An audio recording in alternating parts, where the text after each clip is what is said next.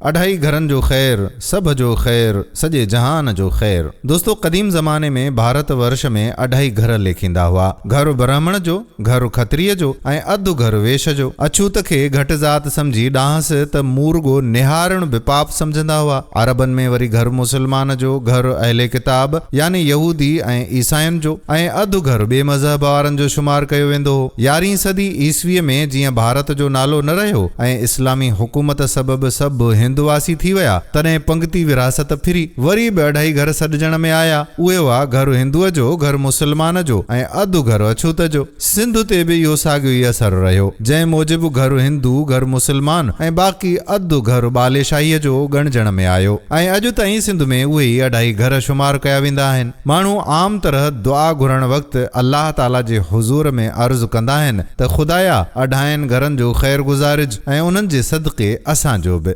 दोस्तों, इहो पहाको अवां ॿुधो हुयो या न, कमेंट सेक्शन में ज़रूर ॿुधाइजो ऐं दोस्तनि खे मेंशन करे वीडियो खे शेयर बि कजो।